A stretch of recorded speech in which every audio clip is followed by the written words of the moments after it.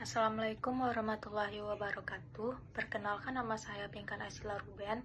Saya akan menjelaskan materi saya yang berjudul tentang surat lamaran pekerjaan. Pertama itu ada tentang pengertian surat lamaran pekerjaan. Surat lamaran adalah dokumen yang berisi tentang permohonan resmi seseorang untuk mendapatkan pekerjaan tertentu. Para ahli dalam hal ini adalah individu yang memiliki pengetahuan dan pengalaman dalam menulis surat lamaran yang efektif, memahami standar industri, serta memberikan saran tentang cara membuat surat lamaran yang menonjol.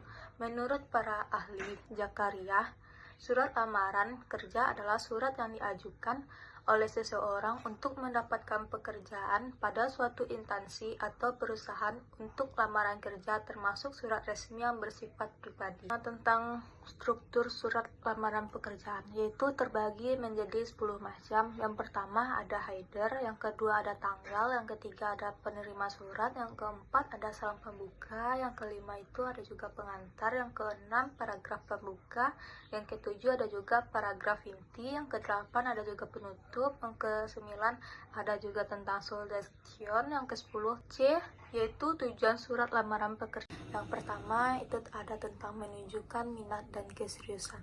Surat lamaran bisa juga menunjukkan bahwa kita itu benar-benar tertarik dengan posisi yang akan kita lamar dan siap untuk berkontribusi secara positif pada perusahaan tersebut. Yang kedua itu memperkenalkan diri. Surat lamaran memberikan kesempatan bagi kita untuk memperkenalkan diri dan menyoroti pengalaman serta keterampilan dan pencapaian apa yang relevan dengan posisi yang akan kita lamar. Yang ketiga yaitu tentang penyampaian nilai yang kita tawarkan. Surat lamaran memungkinkan kita untuk menyoroti nilai-nilai serta keterampilan dan pengalaman yang membuat kita menjadi kandidat yang berharga dalam perusahaan. Yang keempat adalah mendemonstrasikan kreativitas dan kemampuan serta komunikasi. Yang kelima, mengundang wawancara. Tujuan akhir dari surat lamaran adalah untuk memperoleh undangan wawancara di mana kita dapat lebih lanjut menjelaskan kualifikasi kita dan menjalankan rekrut dan potensi kita sekaligus memahami posisi yang dilamar. Baca dengan teliti deskripsi posisi yang dilamar termasuk persyaratan serta tanggung jawab dan kualifikasi yang dibutuhkan. Yang kedua, riset perusahaan. Pelajari tentang perusahaan yang dilamar termasuk visi, misi, nilai-nilai, dan proyek-proyek terkini. Hal ini akan membantu kita untuk menyesuaikan surat lamaran dengan budaya dan kepatuhan perusahaan tersebut. Yang ketiga, ada atur struktur. Tentukan struktur surat lamaran kita termasuk header, salah pembuka, pengantar, paragraf inti, dan penutup, selanjutnya dan tanda tangan. Yang kelima itu ada surat lamaran. Mulailah dengan menulis header, tanggal, dan penerima surat, kemudian buat salam pembuka dengan sopan dan pengantar yang menarik dan menarik. Keenam, sajikan pengalaman dan keterampilan.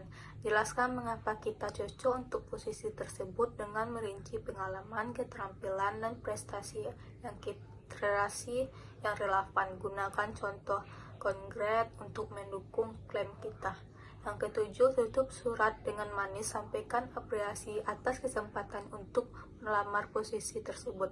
Jelaskan kesediaan kita untuk diwawancara dan ungkapkan harapan untuk mendengar kabar baik segera. Yang kedelapan, periksa dan edit surat lamaran untuk kesalahan tata bahasa, ejaan, dan ketidakkonsistenan.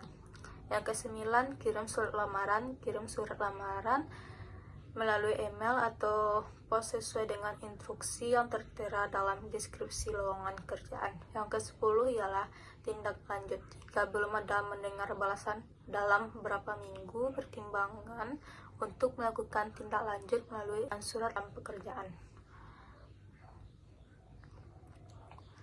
Yang pertama, kesopanan. Gunakan bahasa yang sopan dan hormat dalam setiap bagian surat, termasuk salam pembuka, kata pengantar, dan kata penutup. Yang kedua yaitu kelompokan. Sajikan informasi secara singkat dan jelas untuk menjaga kekompakan surat. Hindari pengulangan yang tidak perlu. Yang ketiga, kesesuaian gaya bahasa. Sesuaikan gaya bahasa kita dengan tingkat formalitas yang sesuai dengan perusahaan posisi yang kita lamar. Hindari penggunaan bahasa yang terlalu kasual atau informal. Yang keempat, kejelasan dan keterbacaan. Pastikan surat kita mudah dipahami dan tidak ambigu. Gunakan kalimat yang jelas, langsung ke inti. Terima kasih, hanya itu yang bisa saya jelaskan. Assalamualaikum warahmatullahi wabarakatuh.